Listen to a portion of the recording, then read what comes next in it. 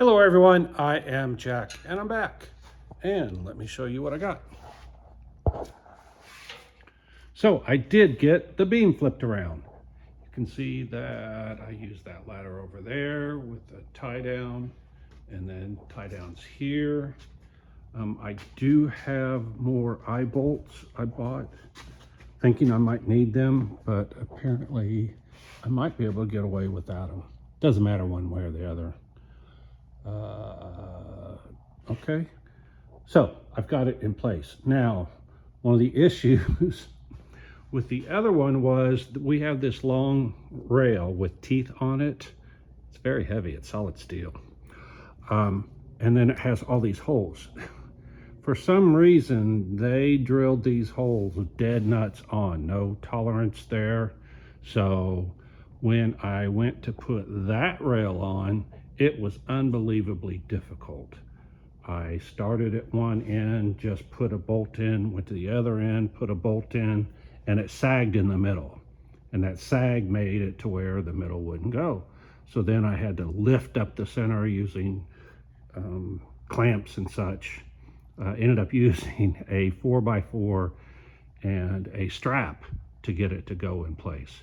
Anyway, finally did, but one of the bolt holes didn't really feel good, and so I marked it in black, and it basically says cross-threaded with a question mark. I don't think it's cross-threaded, but anyway, just wanted to give myself a heads up sometime in the future. So on this one, I decided, you know what, instead of fighting that sag, I'm going to put this bar on while it is sitting horizontally. And so I did. It still was difficult to do, but I did get it to go. One of the challenges is that there is only about 3 threads in this plate underneath. And the reason why is because it's only a 1/4 of an inch thick. So this is a 1/4 20 bolts. So there's 20 threads per inch. What is that, a 1/4 of an inch? So a 1/4 of 20 is 5. So there's a grand total of possible of 5 threads. And that would be if the bolt actually went all the way to the end, which I doubt it does. I bet there's a little bit of clearance there. Anyway, again, this thing was disassembled, shipped around, all of that. And some of these bolts were missing. So I had to go to get some, went to Home Depot. And so if you look, I don't know if you know anything about bolts and strengths and hardness and stuff like that, but if you look, this bolt has 3 dashes on it, one there, and one there. And the way bolts are designated is you take the number of dashes and add 2. So this has 3 dashes, so this is a grade 5 bolt. Well, I went to go get, these are 1.25 inches. I went to go get them. They didn't have any grade 5 bolts in 1.25 inches. They had them in 1 inch, and they had them 1.5 inches. I did not want to cut each of the bolts down. I needed 5. I did not want to have to cut each of the bolts down. In grade 5, they only had 1/4 28. So that wouldn't work because the thread pitch was wrong.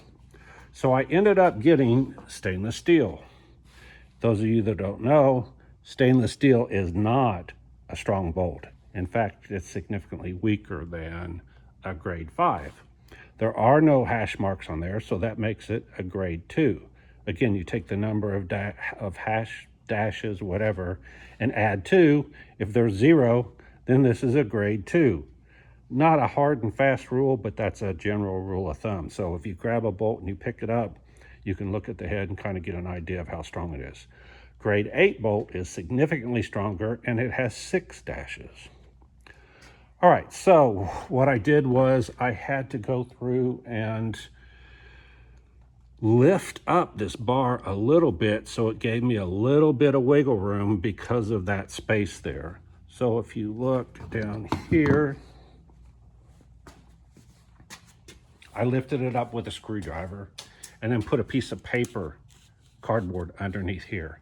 And if you look, this is not bolted down all the way. I wanted to get all of the bolts started, first, and I just got the last one started, so that's why I started filming this. For some reason, there are two bolts right here beside each other. Same way on the other one, there are two bolts right there. Don't know why they have the two there, but they do. Okay, anything else? I don't think so. So now I'm going to go through and tighten all of these bolts. Oh, because I had to get 5, what I did was I tried to alternate them as best as I could. I went ahead and used the stronger grade 5 bolts there. Then I'd use a stainless, grade 5 stainless, alternated all the way down until I ran out of bolts. I did keep one of these. I bought an extra one so that someday in the future, if I'm not doing anything and I think of it, I may end up grabbing 5 grade 5 bolts from someplace else and using them. Not necessary, I don't think, but I might do it anyway. All right, so my next thing to do is lift this up. Well, first I got to go tighten all these down. So if you look, this is what I did. I left them all a little bit loose. There's probably a couple of threads holding this right now, each of these right now. So I just need to go down and tighten each of those down. When I get through with that, I'm going to use my tie downs and ratchet this up there, and between these two, you can see it needs to be right here, basically in the center between these two. So I'm going to manipulate these two to get it to line up correctly so that it's on top of this. Now, of course, I need to move this piece of plywood, there we go, so that we can get to the holes here. All right, and so I did go back and bolt that one down in place. There was 2 holes that they don't have a matching hole. See how close to the edge they got here? They really should have moved these holes in a little bit. If you look, they had plenty of room to put these holes wherever. I don't know why they decided to put them right at the edge, but they did. And again, I'm just going to go ahead and follow along. No point in doing that. They did use self-drilling. See if I have any here. Yeah. Self-drilling ones. So if I really wanted to, I could go to those 2 holes over there that don't have a hole in there, and so therefore they don't have a screw, and I could just screw it in there. I don't think it's going to need it strength-wise, so I'm not going to mess with it. So far, I think I'm putting everything back together. Again, I don't have any pictures, I don't have any instructions, I don't have anything. The confusing thing is that these gear teeth are facing down on this side. They are facing up on this side. I will find out when I put the plates and the motors